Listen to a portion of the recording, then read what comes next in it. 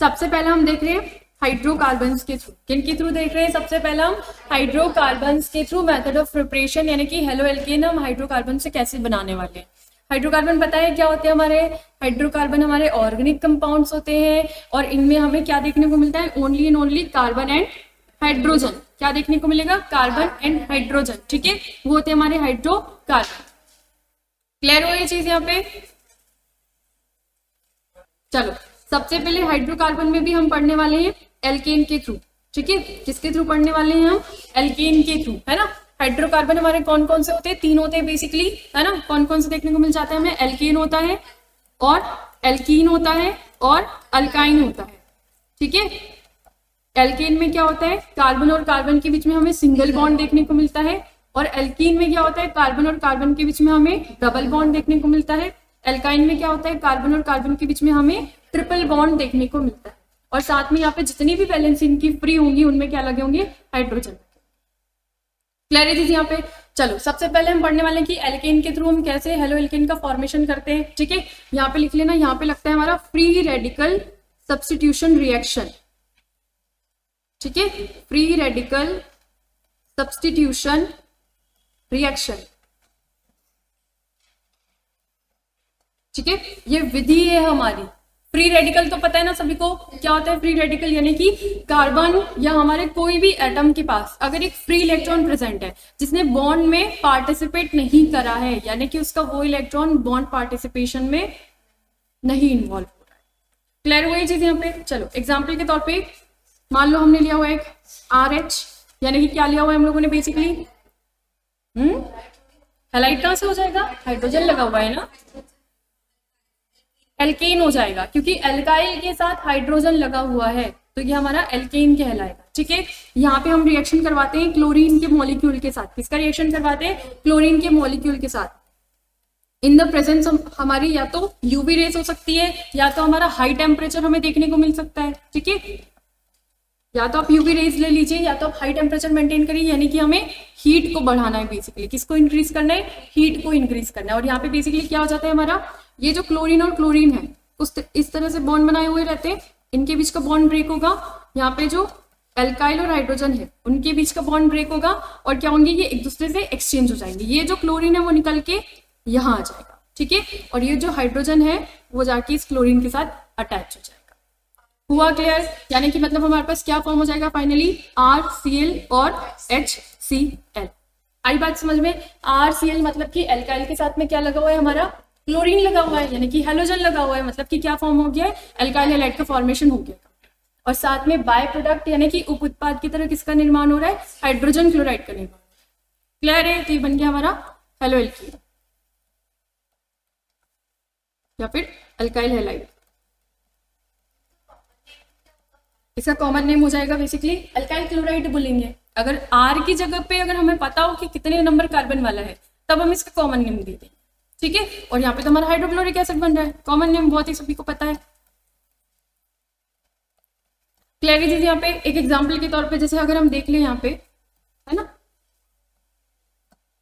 मान लो मैंने लिया हुआ है CH3H, उसका रिएक्शन करवाया मैंने क्लोरीन के मॉलिक्यूल के साथ। सेम कंडीशन रखा हुआ है हमने, या तो यूवी रेस लिखा हुआ है या तो हमने हाई टेम्परेचर रखा हुआ है, जिससे क्या होगा? हीट हमारी बढ़ेगी। और यहाँ पे क्या बन जाएगा? अगेन सेम कंडीशन देखने को मिलेगी। क्लोरीन और क्लोरीन के बीच का बॉन्ड ब्रेक करेगा, मिथाइल और हाइड्रोजन के बीच का बॉन्ड भी ब्रेक करेगा, और क्या हो जाएगा? क्लोरीन एक यहाँ इसके साथ अटैच हो जाएगा और एक जो हाइड्रोजन है वो इसके साथ अटैच हो जाएगा। ये जो क्लोरीन है वो इस वाले हाइड्रोजन के साथ जाके अटैच होगा, इनवर्सली कैसा भी मान। ठीक है, और हमारे पास फाइनली क्या बन जाएगा? यहाँ पे CH3Cl और HCl। क्लियर हुआ यहाँ पे? अब यहाँ पे अगर हम नाम दें तो यहाँ पे हम नाम क्या दे देंगे? CH3Cl क्या हो जाएगा हमारा? मिथाइल क्लोराइड, और HCl हाइड्रोक्लोराइड। क्लियर है? तो ये हो जाएगा हमारा मिथाइल क्लोराइड, इसका कॉमन नेम हो गया, और ये हो जाएगा हमारा hydrochloride, sorry hydrochloric acid. Clear है? हमने इसमें क्या बोला है कि प्री रेडिकल सब्स्टिट्यूशन रिएक्शन लग रहा है। कौन सा रिएक्शन लग रहा है?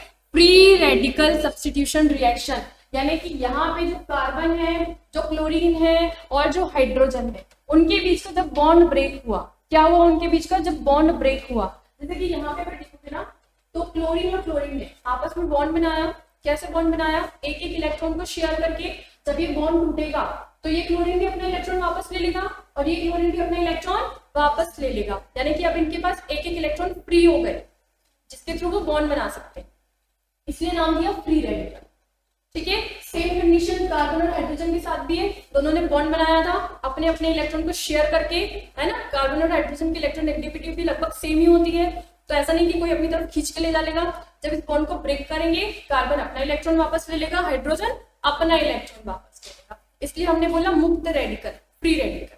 क्लियर है? अब सब्स्टिट्यूशन यानी कि विस्थापन अभिक्रिया क्यों बोला है हम लोगों ने?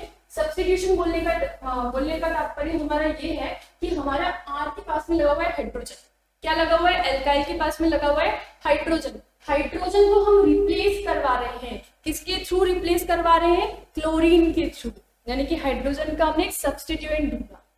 ठीक है, होता है ना जनरली, अगर डांस प्रोग्राम वगैरह या कहीं पे भी अगर हम कुछ पार्टिसिपेशन कर रहे होते हैं, मान लो अगर हमें पता चला कि कोई है जो नहीं आ पा रहा है, तो हम क्या बोलते हैं? उसका सब्स्टिट्यूएंट ढूंढना पड़ेगा कि उसकी जगह किसी और को पार्टिसिपेट करवाना पड़ेगा। तो यहाँ पे हमने क्या करा? हाइड्रोजन हटा के लेकर के क्लोरीन को लेकर, इसलिए मुक्त रेडिकल विस्थापन अभिक्रिया। आई बात सभी को समझ में? हुआ इतना क्लियर? पहले इस चीज को नोट कर लो। सबसे पहले हम हाइड्रोकार्बन के थ्रू बना रहे हैं एल्काइल हैलाइड्स। हाइड्रोकार्बन में भी हमने पहले किसको लिया हुआ है? एल्केन को लिया हुआ है। क्लियर है ना?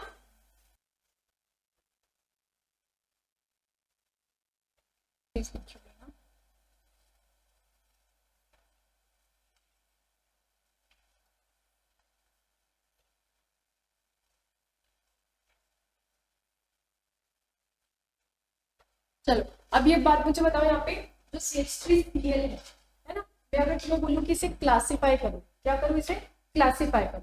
ठीक है, वर्गीकरण करो इसका। तो वर्गीकरण तुम कैसे कर सकते हो? पहले बोला कि तुम ये बता दो मुझे कि कितने नंबर ऑफ हैलोजन यहाँ पे प्रेजेंट है। CH3Cl में कितने नंबर ऑफ हैलोजन प्रेजेंट है? तो कितने हैलोजन दिख रहे हैं CH3Cl में? एक हैलोजन। मतलब ये कौन सी कैटेगरी के अंदर जाएगा? मोनोहैलोइल्कीन। ठीक है, तो ये वाला हमारा कौन सा हो जाएगा? बेसिकली मोनोहैलोइल्कीन। इतना नोट कर लिया, फिर आगे नोट करना, अभी इस चीज को नोट मत करना, है ना। मैं अभी आगे समझाऊंगी कि ये चीज पर्टिकुलरली क्यों बताई यहाँ पे। इतना लिख लिया ना सभी लोगों ने? चलो आगे पर्टिकुलरली होना क्या चाहिए था यहाँ पे कि CH3Cl बन गया, एक HCl बन गया, यहीं पे जो प्रोसेस है वो रुक जाना चाहिए, बट ऐसा नहीं होता। क्यों? क्योंकि हमने बहुत ज्यादा हाई टेम्परेचर रखा हुआ है और हम लोगों ने यूवी रेज रखी हुई है। ठीक है, उसके कारण क्या होता है? अब जैसे जब भी रिएक्शन वगैरह अगर हो रही है तो ऐसा तो नहीं होगा कि सिर्फ एक ही क्लोरीन का मॉलिक्यूल प्रेजेंट होगा, वहां पे बहुत सारे प्रेजेंट होंगे। हम तो एक पर्टिकुलर रिएक्शन देख रहे हैं कि अगर मैंने 1 मोल इसका मान लो मीथेन का लिया और 1 मोल मैंने क्लोरीन का लिया, तब क्या क्या कंपाउंड बने, हम ये चीज देख रहे हैं। बट प्रेजेंट तो बहुत सारे होंगे, तो ये रिएक्शन यहीं पे नहीं रुकता। अब फर्दर मोर इसके आगे क्या होगा? यहाँ पे Cl2 का मॉलिक्यूल यहाँ पे एक्ट करता जाएगा और एक एक हाइड्रोजन को यहाँ से हटाता जाएगा। किसके पास से हटाता जाएगा? CH3 के पास। क्लियर है? नहीं, इथाइल क्लोराइड क्यों नाम होगा उसका? हाइड्रोजन हटेगा ना, कार्बन थोड़ी ना आके ऐड हो रहा है। ठीक है, मतलब ये आगे क्या हो जाएगा? बेसिकली यहाँ से एक हाइड्रोजन रिमूव हो जाएगा, तो ये क्या बचेगा? CH2।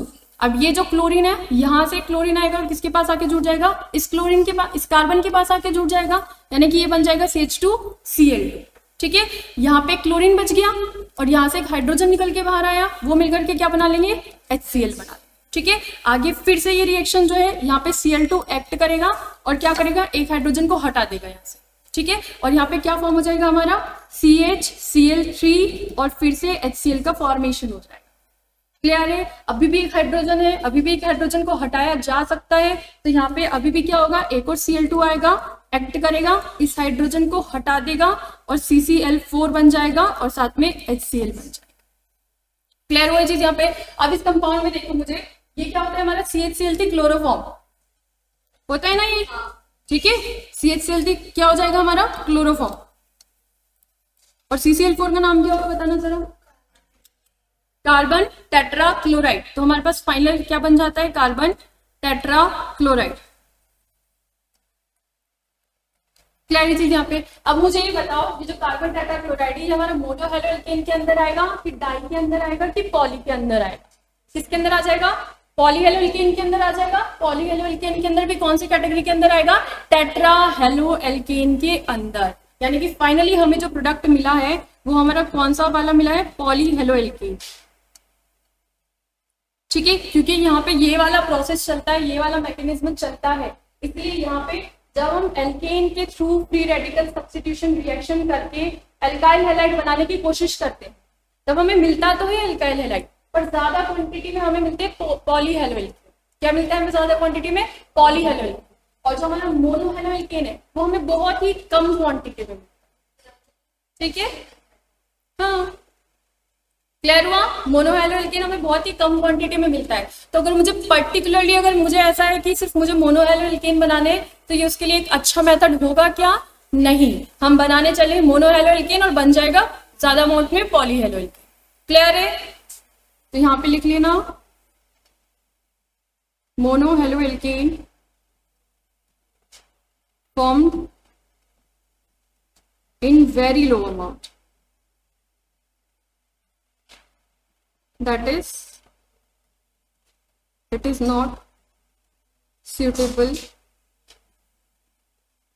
process for formation of monohalo alkane।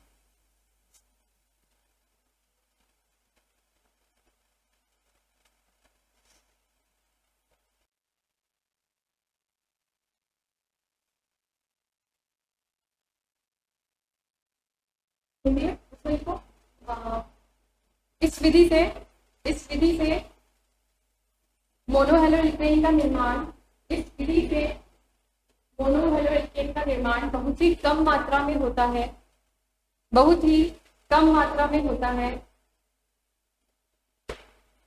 अतः यह मोनोहेलो एल्केन के निर्माण विधि की, अतः यह मोनोहेलो एल्केन के निर्माण की उपयुक्त विधि नहीं है,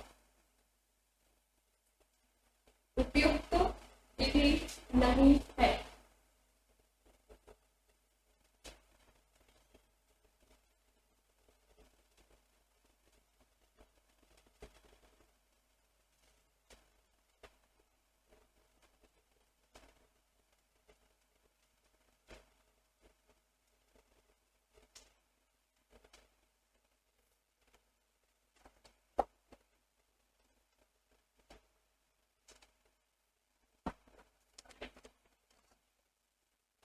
लिख लिया इतना। चलो अगर हम अब इस मैकेनिज्म को समझें, ठीक है, जो चीज अभी हम लोगों ने देखी, अगर अब हम इस मैकेनिज्म को समझते हैं बेसिकली, तो हमारे 3 स्टेप होते हैं। सबसे पहला हो जाता है हमारा इनिशिएशन,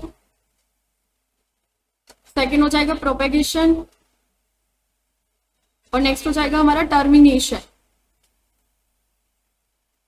ठीक है, क्या समझते हैं हम, सेम प्रोसेस है, कुछ नहीं। इनिशिएशन मतलब ये शुरू कैसे होगा, तो शुरू होने के लिए क्या मॉलिक्यूल लिया हुआ है हम लोगों ने, Cl2 लिया हुआ है। सबसे पहले तो Cl2 ही आके अटैक कर रहा है, तो यहाँ पे जरूरी क्या होगा कि जो क्लोरीन और क्लोरीन है उनका बॉन्ड क्या करे, ब्रेक करे। इनका बॉन्ड किसके कारण ब्रेक करते हैं, ड्यू टू सनलाइट, ठीक है, या जो भी हमने टेम्परेचर और हीट वगैरह प्रोवाइड करा है उनके कारण इनके बीच का बॉन्ड ब्रेक होगा, और फाइनली हमारे पास क्या बन जाएगा, ऐसे एक क्लोरीन फ्री रेडिकल के साथ और दूसरा क्लोरीन फ्री रेडिकल के साथ। ये होता है हमारा चेन का इनिशिएशन, यानी कि शुरू कैसे, तो शुरू इस टाइप से होती है। क्लियर हुआ। अब सेकंड स्टेप हो जाती है हमारी प्रोपेगेशन की। प्रोपेगेशन में क्या चीज होती है, ये जो क्लोरीन है वो अपने फ्री रेडिकल के साथ जाएगा मीथेन के पास। किसके पास जाएगा, मीथेन के पास। ठीक है, यहाँ पे इस तरह से प्रेजेंट है CH4, और यहाँ पे आया क्लोरीन Cl अपने फ्री रेडिकल के साथ, और ये क्या करेगा, इसके एक हाइड्रोजन के साथ बॉन्ड को ब्रेक करवाएगा। ठीक है, इस बॉन्ड को ब्रेक करवाया। अब ये जब बॉन्ड टूटेगा तो ये अपना इलेक्ट्रॉन ले लेगा हाइड्रोजन, और कार्बन अपना इलेक्ट्रॉन ले लेगा। क्लियर है, कार्बन ने अपना इलेक्ट्रॉन ले लिया, क्लोरीन के पास भी अपना इलेक्ट्रॉन है, और दोनों क्या कर लेंगे, बॉन्ड का फॉर्मेशन कर लेंगे और बन जाएगा CH3Cl। क्लियर हुआ यहाँ पे। और ये वाला जो हाइड्रोजन बच गया, ये जो एक और हमारे पास ये जो Cl का फ्री रेडिकल प्रेजेंट है उसके साथ जाके HCl का फॉर्मेशन कर लेगा।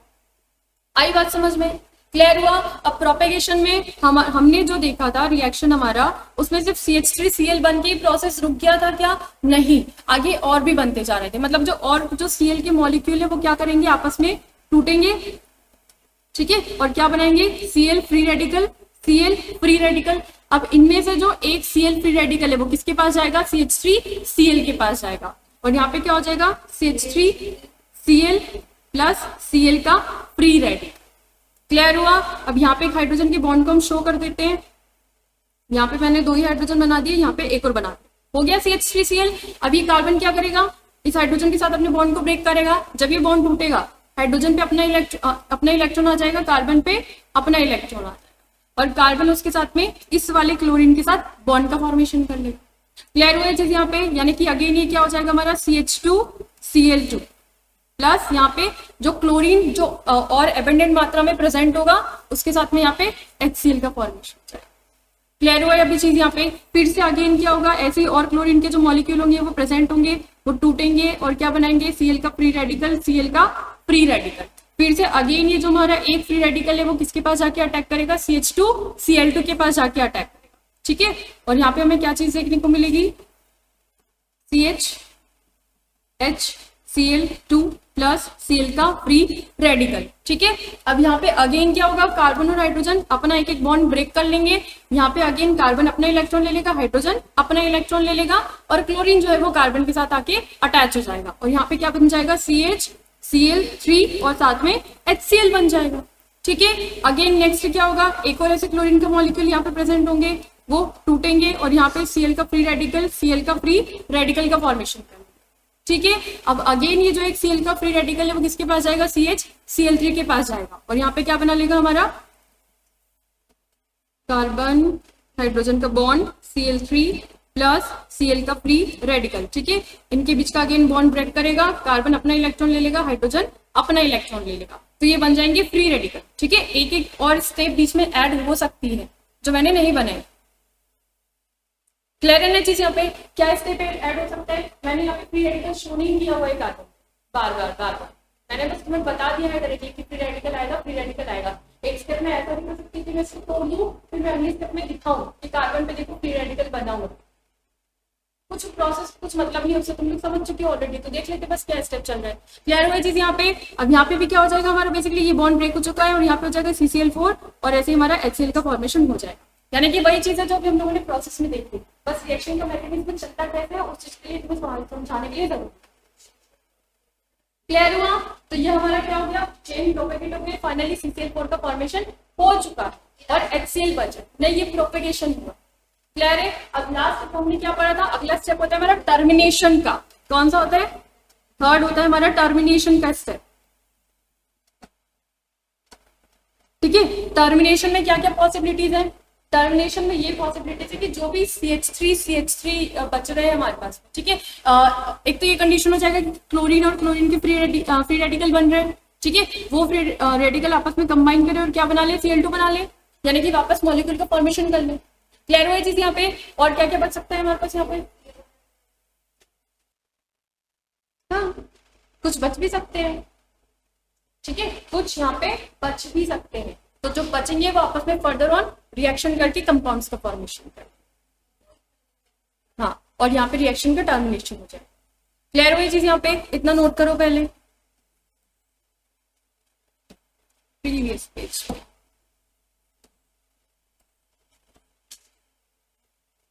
हिंदी में लिखना, इनिशिएशन में प्रारंभन,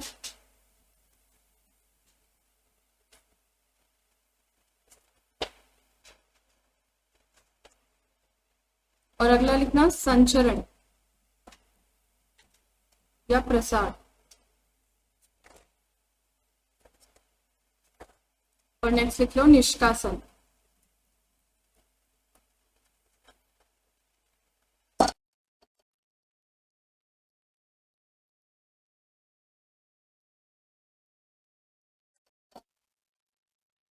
नहीं है ना कि यही वाला क्लोरीन बार पहले वाला जाएगा, कोई भी जा सकता है, तुम्हारी मर्जी, चाहो तो सेकंड वाले को भी भेज, ठीक है,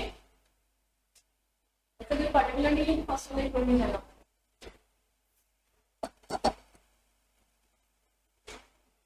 नेक्स्ट स्टेप पे हम लोगों ने क्या देखा था कि टर्मिनेशन हो जाएगा। टर्मिनेशन में क्या क्या पॉसिबिलिटीज है, पहली पॉसिबिलिटी तो ये हमारी कि क्लोरीन के फ्री रेडिकल हो, आपस में वो वापस से क्लोरीन का मॉलिक्यूल बना ले, ठीक है। सेकंड पॉसिबिलिटी क्या हो सकती है कि हमारे पास CH3 प्रेजेंट हो जिसके पास एक फ्री रेडिकल होगा, ऑफ कोर्स बात है कार्बन के पास, क्योंकि CH4 होता तो कार्बन की चारों वैलेंसी फुल होती है, मतलब उसने चारों बॉन्ड बनाए हुए हैं। अभी नहीं बनाया है, मतलब एक इलेक्ट्रॉन उसके पास फ्री है। ठीक है, यहाँ पे क्या हो सकता है कि क्लोरीन का एक फ्री रेडिकल प्रेजेंट हो और ये आपस में किसका फॉर्मेशन कर लेंगे, CH3Cl का फॉर्मेशन, जो कि हमारा क्या है, मिथाइल क्लोराइड। ठीक है, एक मोनोहैलो एल्कीन है। क्लियर हुआ यहाँ पे। अगला पॉसिबिलिटी क्या हो सकता है, अब जैसे ये CH3 है जो फ्री रेडिकल के साथ वाला, वो क्लोरीन के साथ ही जाके अटैच हुआ है। ऐसा भी तो हो सकता है कि दो CH3 फ्री रेडिकल वाले मॉलिक्यूल आपस में ही कंबाइन कर ले और आपस में कंबाइन करके किसका फॉर्मेशन करेंगे, C2H6 का फॉर्मेशन कर। ठीक है, यानी कि इन्होंने क्या बना लिया, यहाँ पे क्या बना लिया है, हाँ मिथाइल, C2H6 मिथाइल होने लगा है।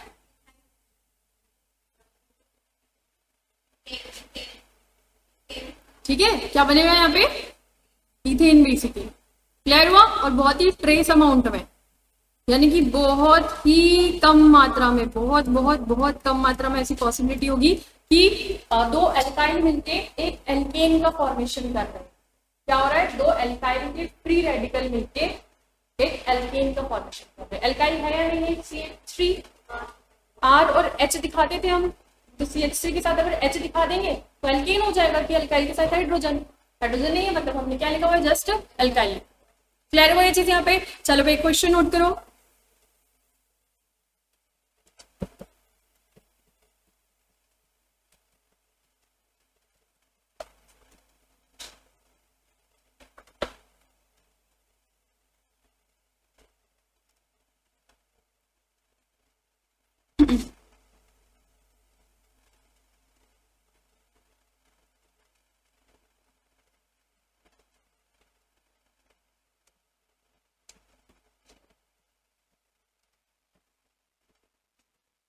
हिंदी वाले लिखेंगे CH3 CH2 CH3 plus Cl2 H gives A। ठीक है, अब यहाँ पे लिखना है A के रूप में कौन से यौगिक का निर्माण हुआ, A के रूप में कौन से यौगिक का निर्माण हुआ है। क्लियर है,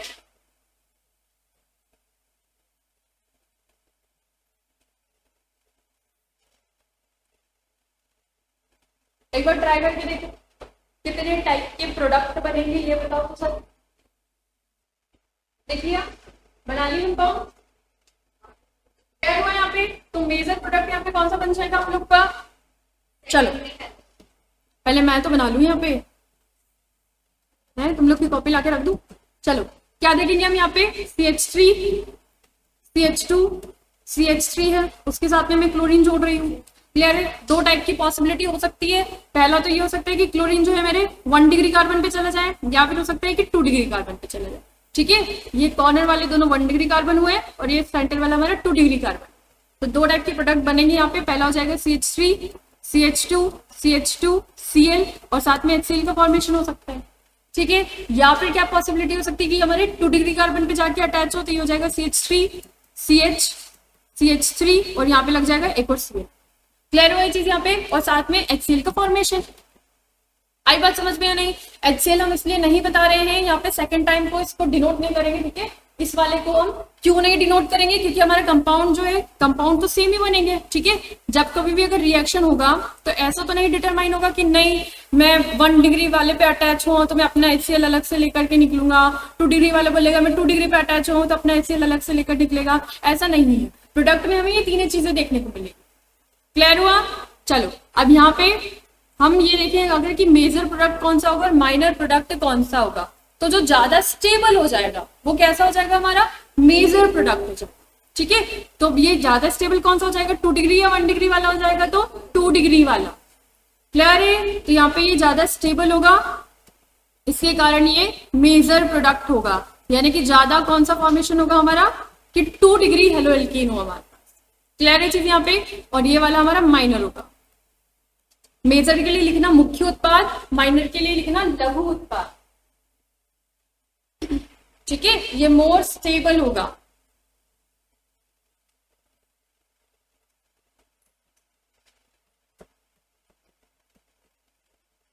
मेजर वाले की स्टेबिलिटी माइनर वाले से ज्यादा होगी। क्लियर हो ये चीज।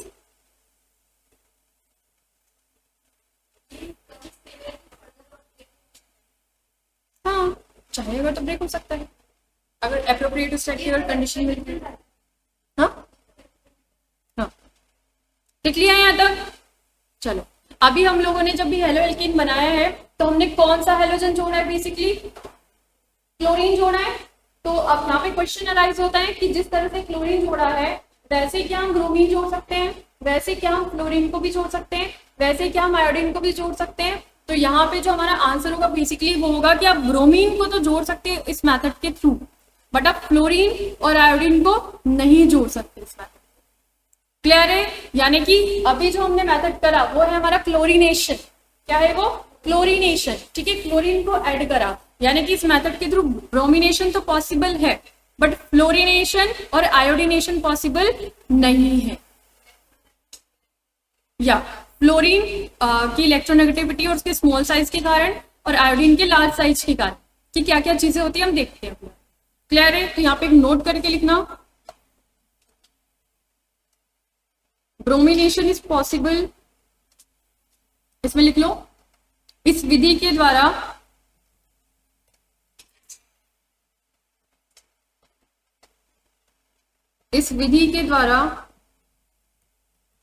ब्रोमिनेशन किया जा सकता है,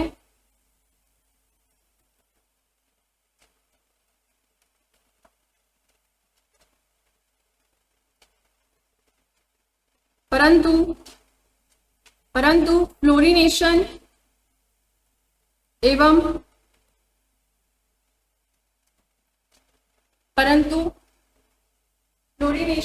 एवं आयोडीनेशन संभव नहीं है।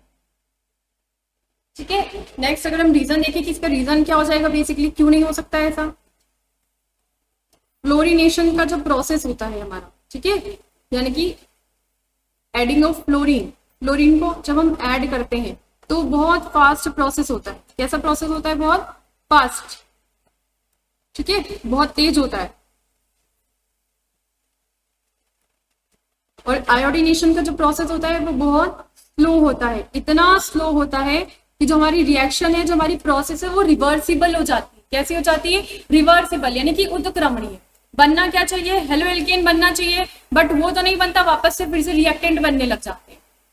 क्लियर हुआ? इतना स्लो प्रोसेस है कि हमारे रिएक्टेंट मिलके प्रोडक्ट बना रहे थे, फिर प्रोडक्ट भी मिलके रिएक्टेंट बनाने लगते हैं वापस। कौन सा वाला? आयोडीनेशन वाला। और फ्लोरिनेशन का प्रोसेस बहुत फास्ट है, इसलिए इस मेथड से हम नहीं करवा सकते। ठीक है, स्लो एंड गेट्स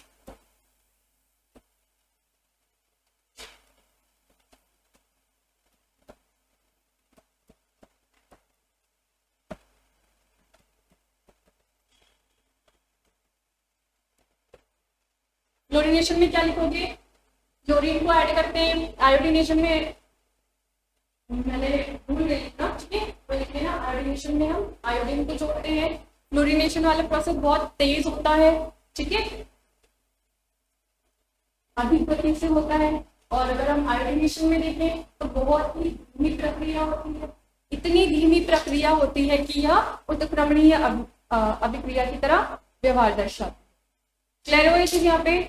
मतलब यहाँ पे आयोडीनेशन अगर हमने किया है तो आयोडीन हम चाहते हैं कि हमारा हेलो एल्केन जो है वो बना रहे आयोडीन के साथ, तो हमें क्या करना होता है यहाँ पे कि हमें किसी दूसरे रिएक्टेंट को भी लेकर के आना होता है जो रिएक्शन को रिवर्सिबल होने से रोके।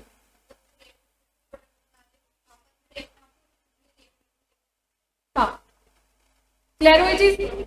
और हमारा प्रोडक्ट जो है वो बच जाए। ठीक है, तो यहाँ पे थोड़ा हेक्टिक प्रोसीजर हो जाता है, इसलिए हम इस मेथड के थ्रू नहीं जाते। हुआ क्लियर यहाँ पे? आया समझ में? चलो, फ्लोरीन का रिएक्शन बाद में करवाऊंगी, फ्लोरिनेशन का, आयोडीनेशन का रिएक्शन यहीं पे लिख लो क्या होता है बेसिकली आयोडीनेशन के रिएक्शन में।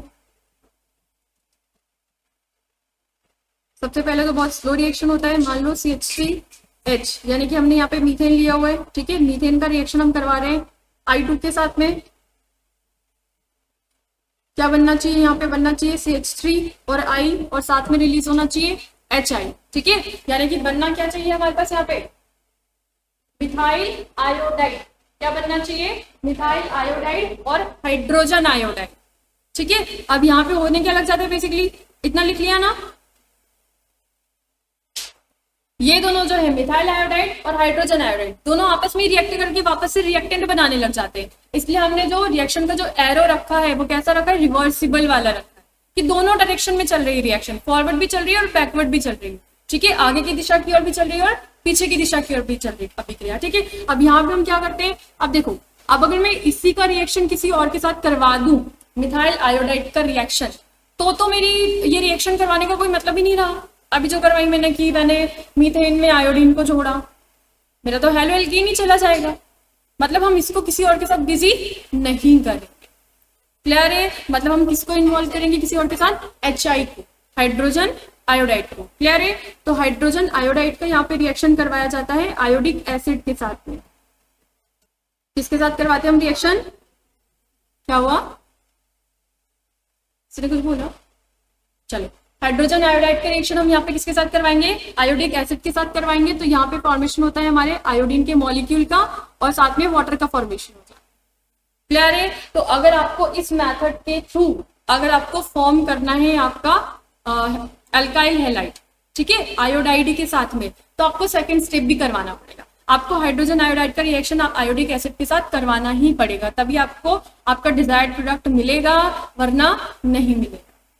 हुआ क्लियर ये चीज यहाँ पे, हाँ नहीं बैलेंस नहीं, क्लियर हुआ ये चीज यहाँ पे, आई बात समझ में सभी को, नोट कर लो इस चीज को।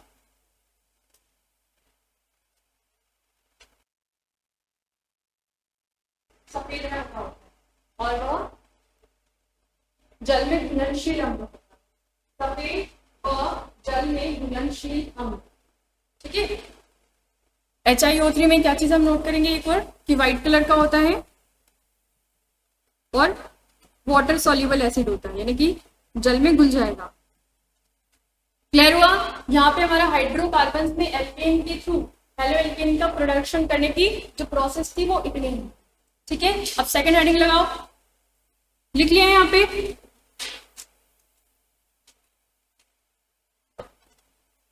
Addition of hydrogen halide.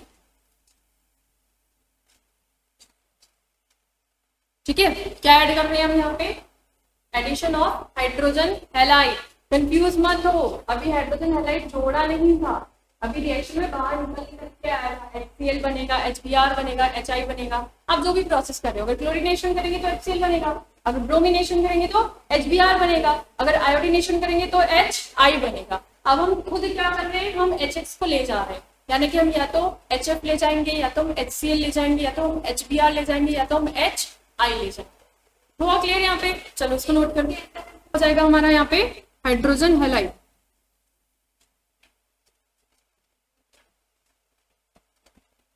Clear है, यहाँ पे अगर हम रिएक्शन देखें कि रिएक्शन कैसी होती है, तो होती है इलेक्ट्रोफिलिक रिएक्शन।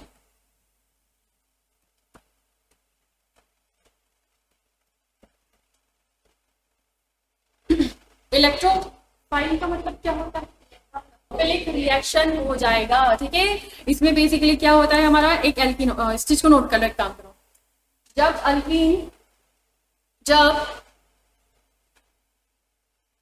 अल्कीन की अभिक्रिया HCl, HBr,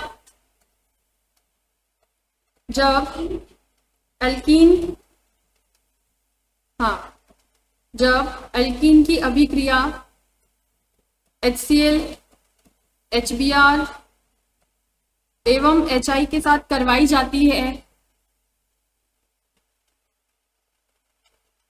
HCl, HBr एवं HI के साथ करवाई जाती है, तो संबंधित एल्काइल हैलाइड का निर्माण होता है,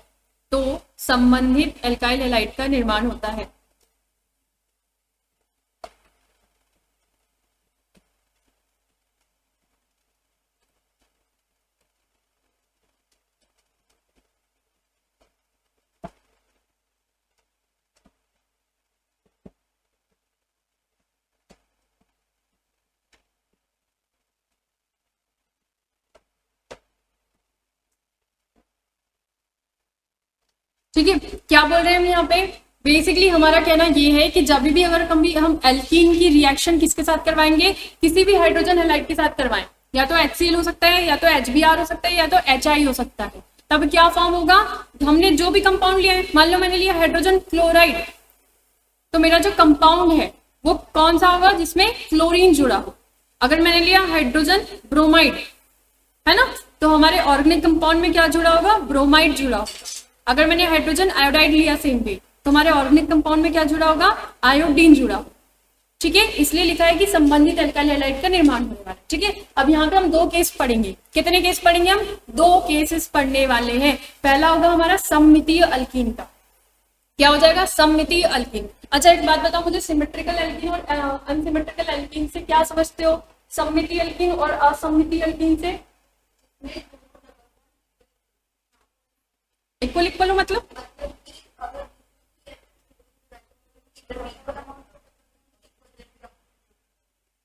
तो और कोई बोलना चाहता है,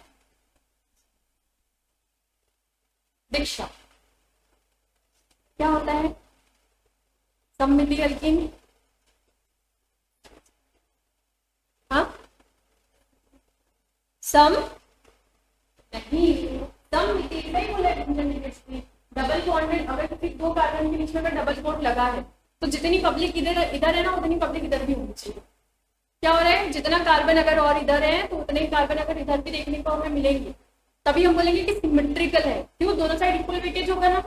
अगर मान लो रस्सी खींच का खेल चल रहा है, मैंने ये साइड 4 व्यक्ति लगा दिए, ये साइड 6 व्यक्ति लगा दिए, तो मामला बराबरी का हुआ क्या, नहीं होगा, तो हो जाएगा अनसिमेट्रिकल, असममितीय। अगर मैंने दोनों साइड पे 4-4 बंदे ही रखे तो वो क्या हो जाएगा हमारा, सिमेट्रिकल यानी कि सममितीय।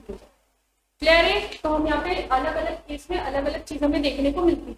तो पहला भाई हम पढ़ रहे हैं कि सिमेट्रिकल एल्कीन में हमें क्या कंडीशन देखने को मिलेगा। ठीक है, सिमेट्रिकल एल्कीन में मान लो मेरे पास प्रेजेंट है CH2 डबल बॉन्ड CH2, क्या ये सही लिखा है, कुछ गलत तो नहीं है, बॉन्ड वगैरह सब कंप्लीट है। ठीक है, अब यहाँ पे रिएक्शन मान लो मैंने करवाया है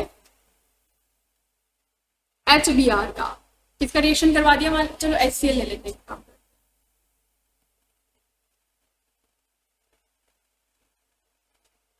ठीक है, क्या ले लिया, HCl ले लिया। अब ये बात बताओ मुझे, क्लोरीन किसी भी कार्बन में जाकर जुड़ सकता है, दोनों तरफ से देखें तो दोनों ही क्या हो हमारे 1 डिग्री कार्बन है। ठीक है, उनकी हाइब्रिडाइजेशन बताओ तो जरा, हाइब्रिडाइजेशन दोनों की, क्योंकि कार्बन कार्बन ने 4 बॉन्ड बना रखे हैं, तो कार्बन के सराउंडिंग एटम तो एक ही हो जाएगा। यहाँ पे हमने एक क्लास में बीच में छोड़ दी तो हम वो चीज नहीं पता कर पाए। यहाँ पे क्या हो जाएगा, सेम कंडीशन देखेंगे, सिग्मा बॉन्ड को गिनेंगे कि कितने सिग्मा बॉन्ड और कितने लोन पेयर प्रेजेंट है। तो मुझे देखिए बताओ कि कितने कितने सिग्मा बॉन्ड प्रेजेंट है यहाँ पे, basically 3 sigma bond present, Arshad कह रहा है 1 सिग्मा बॉन्ड। ठीक है, कितने सिग्मा बॉन्ड प्रेजेंट है, 3, एक तो कार्बन और कार्बन के बीच में ही प्रेजेंट है और 2 उनके हाइड्रोजन के साथ प्रेजेंट है ना, यानी कि Z का वैल्यू कितना आने वाला है, यहाँ पे 3 आने वाला है, तो हाइब्रिडाइजेशन कौन सा हो जाएगा, sp2 हो जाएगा। ठीक है, अब मैं यहाँ पे किसी भी कार्बन पे ले जाके क्लोरीन को जोड़ सकती हूँ या नहीं जोड़ सकती हूँ, बिल्कुल जोड़ सकते हैं हम। अगर मुझे क्लोरीन को ले जाके अगर वहां पे जोड़ना है तो मुझे क्या करवाना पड़ेगा, बॉन्ड ब्रेक करवाना पड़ेगा, कोई भी बॉन्ड जो है टूटेगा। अच्छा बताओ, जो बॉन्ड यहाँ पे मैं तोड़ूंगी, कौन सा बॉन्ड तोड़ूंगी, सिग्मा बॉन्ड टूटेगा या पाई बॉन्ड,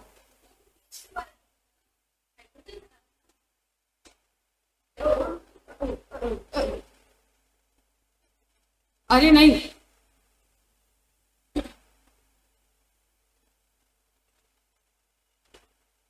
क्या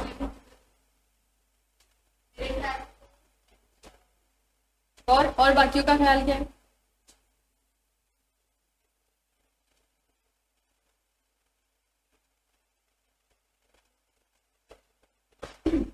हम किससे बना रहे हैं, एल्कीन से बना रहे हैं, किससे बना रहे हैं हम, एल्कीन से बना रहे हैं।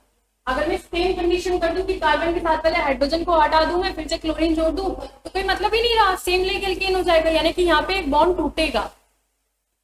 क्लियर हुआ, अब सिग्मा बॉन्ड और पाई बॉन्ड दोनों में बताओ मुझे कौन सा बॉन्ड टूटेगा, सिग्मा टूटेगा पहले, वाह। और कौन कौन है जो बोल रहे हैं सिग्मा बॉन्ड टूटेगा, मैम हम आगे आगे पढ़ते जाते हैं और फ्लैशबैक को छोड़ देते हैं, कोई लेना नहीं, पढ़ेगी खत्म। क्या टूटेगा पहले, पहले बॉन्ड कौन सा बनता है, सिग्मा, फिर कौन सा बॉन्ड बनता है? Pi bond. दोनों में से स्ट्रॉन्ग कौन सा होता है? Sigma bond. तो सिग्मा बॉन्ड को तुम पहले तोड़ दोगे, पाई बॉन्ड को नहीं तोड़ पाओगे। जितना एनर्जी तुम दोगे, जब तक सिग्मा बॉन्ड नहीं टूट पाएगा उसके पहले ही पाई बॉन्ड टूट जाएगा। ठीक है, तो यहाँ पे पाई बॉन्ड क्या हो जाएगा, यहाँ पे टूटेगा, और पाई बॉन्ड जब टूटेगा तो ये कार्बन और कार्बन ने क्या कर रखा है, इनके बीच में इलेक्ट्रॉन की शेयरिंग कर रखी है। तो इनके अपने अपने इलेक्ट्रॉन क्या कर लेंगे, अपने अपने पास ले लेंगे, यानी कि CH2 पे भी फ्री रेडिकल बन जाएगा और CH2 पे भी फ्री रेडिकल बन जाएगा।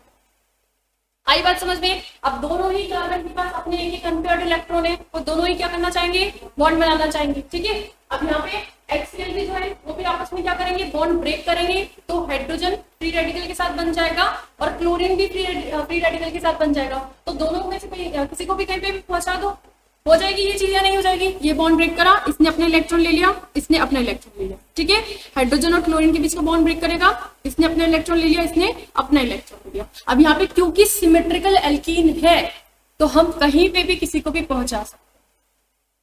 क्लियर हुआ? तो मैं चाहे उस वाले कार्बन पे पहुंचाऊं क्लोरीन को, चाहे मैं सेकंड वाले कार्बन पे पहुंचाऊं क्लोरीन को। तो मान लो कि हमने फर्स्ट वाले कार्बन पे हाइड्रोजन पहुंचा दिया, तो ये क्या बन जाएगा हमारा CH3। ठीक है, और बॉन्ड कौन सा हो जाएगा, कार्बन कार्बन के बीच में सिंगल बॉन्ड, क्योंकि हमने डबल बॉन्ड तो तोड़ दिया यहाँ पे। और क्या हो जाएगा CH2, और यहाँ पे क्या जुड़ जाएगा हमारा Cl। क्लियर हुआ? क्या बन गया, CH3 CH2 Cl। इसका नाम क्या हो जाएगा, कॉमन नेम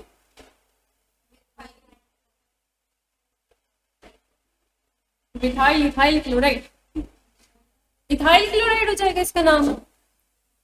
C2H5 और Cl, C2H6 इथेन होता है, एक हाइड्रोजन हटा दिया तो इथाइल बन गया। क्लियर हुआ? तो क्या फॉर्मेशन हुआ हमारे पास में, इथाइल क्लोराइड का फॉर्मेशन। क्लियर हुई चीज यहाँ पे? नोट करो इस एग्जांपल को पहले। मैं कह रही हूँ आज फिर से, आज जितना पढ़ाया मैं कल भी पूछूं, और जो यार नहीं करके आएगा वो अपनी परीक्षा के लिए रेडी है। ओके ठीक है, एक बार और देखो क्या करना है, हमें सिमेट्रिकल एल्कीन है हमारे पास में, यानी कि ऐसा एल्कीन जिसके डबल बॉन्ड के राइट साइड, ये लेफ्ट और राइट साइड दोनों side equal amount of atoms यहाँ पे प्रेजेंट है हमारे पास। ठीक है, हम यहाँ पे HCl आया है, यानी कि हाइड्रोजन हैलाइड है ना, हाइड्रोजन क्लोराइड आया है, और यहाँ पे क्या कर रहा है, वो रिएक्ट कर रहा है, अटैक करेगा। ठीक है, अब डबल बॉन्ड टूटेगा, बॉन्ड कैसे बना होगा, दोनों कार्बन कार्बन ने अपने अपने इलेक्ट्रॉन को आपस में शेयर करके बॉन्ड बनाया होगा। जब ये बॉन्ड टूटेगा तो दोनों कार्बन को अपने अपने इलेक्ट्रॉन वापस मिल जाएंगे। उन एक ही फ्री इलेक्ट्रॉन को ही हम क्या नाम देते हैं, फ्री रेडिकल नाम देते हैं। क्लियर हुआ? जब ये चीज हुई फिर हाइड्रोजन और क्लोरीन है, इनके बीच को भी बॉन्ड ब्रेक करेगा, दोनों अपने अपने इलेक्ट्रॉन वापस ले लेंगे। हम अपने हिसाब से ढूंढने नहीं लगे, बनाने लगे, किसी से बॉन्ड कोई मतलब नहीं इनको आपस में। क्लियर हुआ? तो क्योंकि यहाँ पे सिमेट्रिकल एल्कीन है तो हाइड्रोजन और क्लोरीन को किसी भी रीजन में भेजो कोई फर्क नहीं पड़ता, कंपाउंड तो सेम ही बनने वाला। क्लियर हुआ? तो हमने हाइड्रोजन क्या कर दिया, पहले वाले कार्बन पे दे दिया, और जो हमारा क्लोरीन है हमने दूसरे वाले कार्बन। ठीक है, तो हमारा कंपाउंड पे बन गया CH3CH2Cl, इथाइल क्लोराइड। हुआ यहाँ तक क्लियर? लिख लिया? चलो, सेकेंड होता है हमारा अनसिमेट्रिकल एल्कीन, यानी कि असममितीय एल्कीन।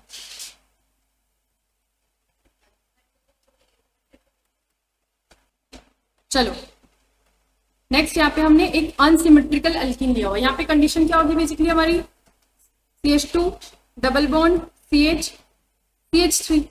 क्लियर है? बना दिया हमने अनसिमेट्रिकल एल्कीन। उस कार्बन और कार्बन के बीच में डबल बॉन्ड है, उस लेफ्ट वाले कार्बन के पास कोई नहीं है, पर राइट वाले कार्बन के पास में एक मिथाइल ग्रुप लगा हुआ है। क्लियर है? यहाँ पे मान लो फिर से हमने HCl का रिएक्शन करवाया।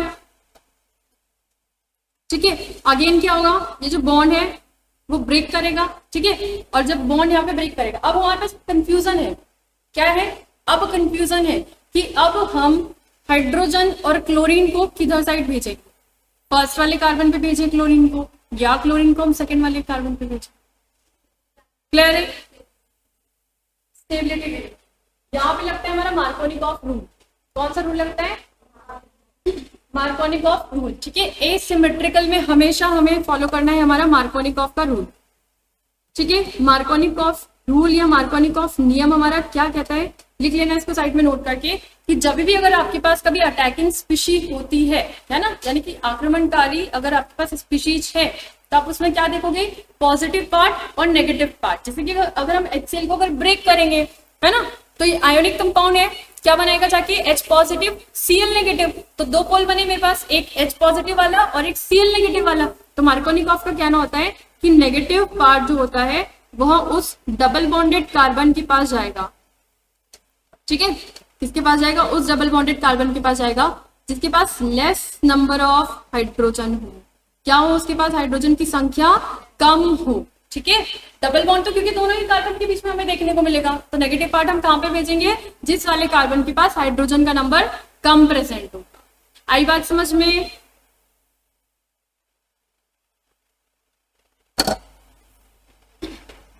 टाइम पे इतनी सी बेंच पे 3 लोग एडजस्ट हो।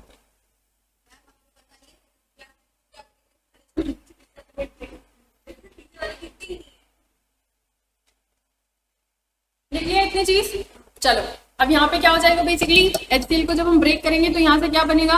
H पॉजिटिव बनेगा, Cl नेगेटिव बन जाएगा। नेगेटिव पार्ट कौन सा हो गया हमारा? Cl negative. तो जो Cl नेगेटिव है वो किस वाले कार्बन पे जाएगा ये बताओ। यहाँ पे जब बॉन्ड ब्रेक किया मैंने, ठीक है, तो इस वाले कार्बन के पास कितने हाइड्रोजन है? 2 हाइड्रोजन है।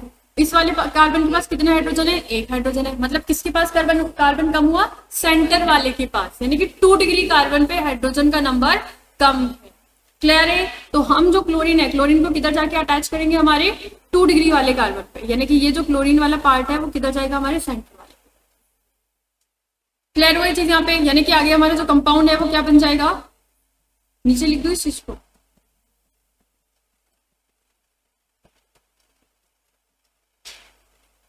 यहां से ब्रेक करेगा H पॉजिटिव में और Cl नेगेटिव। ठीक है, ये बॉन्ड ब्रेक करा। अब आगे यहाँ पे हो जाएगा CH2 बॉन्ड CH CH3। ठीक है, हाँ क्लियर है चीज यहाँ पे? क्या अगर हमने 2 डिग्री वाले कार्बन पे क्लोरीन जोड़ दिया है। अच्छा मुझे एक बात बताओ, पहले वाले कार्बन की वैलेंसी पूरी हो गई है क्या? कितनी वैलेंसी दिख रही है उसकी? फर्स्ट वाले कार्बन की 3 वैलेंसी दिख रही है, यानी कि यहाँ पे जो H प्लस है वो किधर चला जाएगा? जिसके पास ज्यादा नंबर ऑफ हाइड्रोजन थे, यानी कि हो जाएगा CH3। आई बात समझ में? कौन सा रूल लग रहा है यहाँ पे? हमारा मार्कोनिकॉफ का नियम है ना। तुम्हें most of methods of operation में मार्कोनिकॉफ का रूल देखने को मिलेगा, तो अच्छे से याद कर लेता। मार्कोनिकॉफ क्या होता है कि नेगेटिव पार्ट उस डबल बॉन्डेड कार्बन पे जाता है जिसपे हाइड्रोजन की संख्या कम होती है। ठीक है, हिंदी वाले इस चीज को नोट भी कर लें और इंग्लिश वाले भी नोट कर लें। मार्कोनिकॉफ के नियम के अनुसार नेगेटिव पार्ट उस डबल बॉन्डेड कार्बन पे जाता है जिसके पास हाइड्रोजन की संख्या कम होती। ठीक है,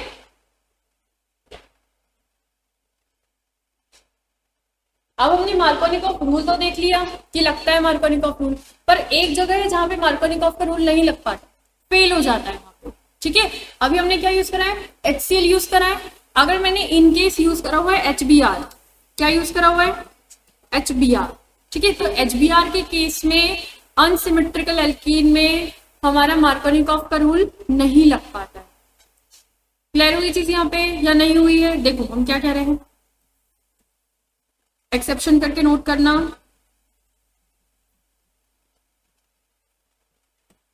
इतना नोट कर लिया ना सबने? आपने लिख लिया? चलो एक्सेप्शन में क्या हो जाएगा? मान लो सेम कंपाउंड लिया हुआ है हम लोगों ने, CH2 डबल बॉन्ड CH3। ठीक है, इसके साथ में मैंने एक्ट करवाया HBr को। क्लियर है? जब भी अगर कभी ऐसी कंडीशन होगी ना, पहली बात तो HBr जो होगा वो रिएक्ट करेगा H2O2 की प्रेजेंस में। किसकी प्रेजेंस में रिएक्ट करेगा? H2O2 की प्रेजेंस में। क्या होता है हमारा H2O2? Hydrogen peroxide.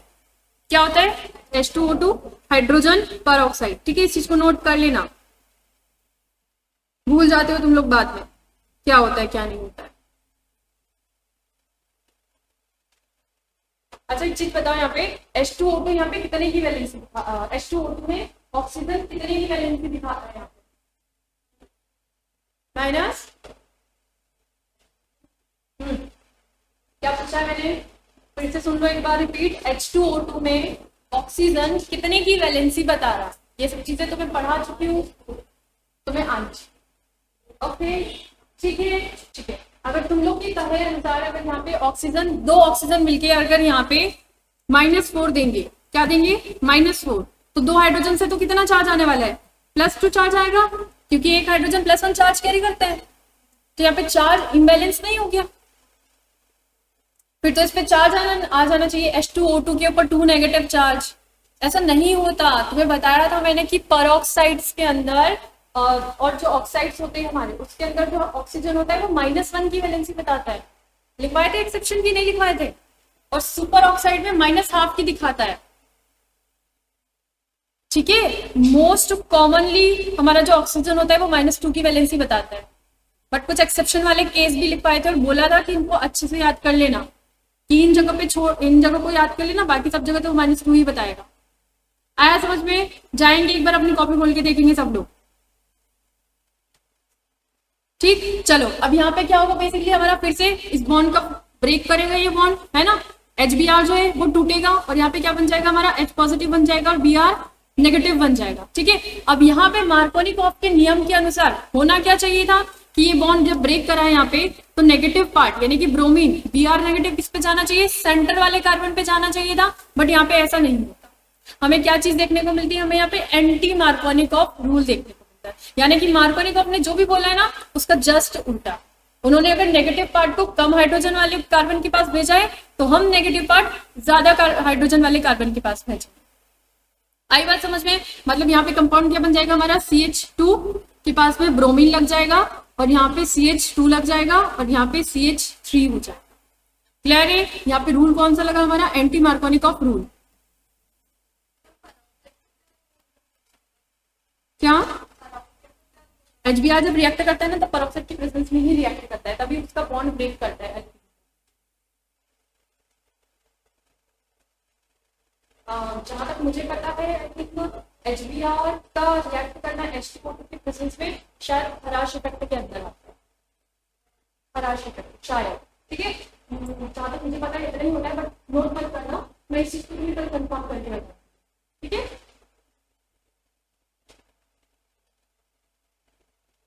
ये लिखने के बाद एंटी मार्कोनिकॉफ रूल करके हेडिंग डाल के लिखो उसमें एंटी मार्कोनिकॉफ। एंटी मार्कोनिकॉफ नियम के अनुसार, एंटी मार्कोनिकॉफ नियम के अनुसार स्पीशीज का नेगेटिव पार्ट, स्पीशीज में वैसे लिख लो, एंटी मार्कोनिकॉफ नियम के अनुसार नेगेटिव पार्ट उस डबल बॉन्डेड कार्बन परमाणु के पास जुड़ता है, उस डबल बॉन्डेड कार्बन परमाणु के पास जुड़ता है जिसके पास हाइड्रोजन की संख्या तुलनात्मक रूप से अधिक होती है, जिसके पास हाइड्रोजन की संख्या तुलनात्मक रूप से अधिक होती है। क्लियर हो ये चीज? यहाँ पे आया यहाँ तक समझ में? According to anti-Markovnikov rule,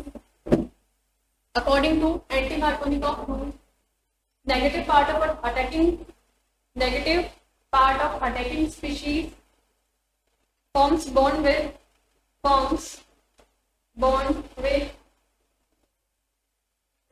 negative part of attacking species forms bond with that double bonded carbon atom which has comparatively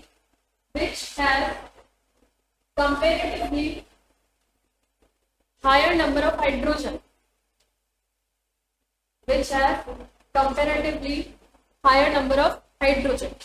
हुआ क्लियर? यहाँ तक समझ में आया सभी को? यहाँ तक समझ में कोई डाउट तो नहीं है किसी को? ठीक है, आज क्लास यही खत्म, आगे हम कल पढ़ेंगे, बट आज जितना भी बताया मैंने सबको सब कुछ पता होना चाहिए। सिर्फ पता होना ही इनफ नहीं है, एग्जैक्ट रीजन भी पता होना चाहिए कि ऐसा क्यों हो रहा है। अगर मैंने बताया तो पता होना चाहिए, ठीक है? अगर मैंने नहीं बताया तो मुझे मैं आपको इसका रीजन नहीं बता। क्लियर है यहाँ पे सबको? चलो।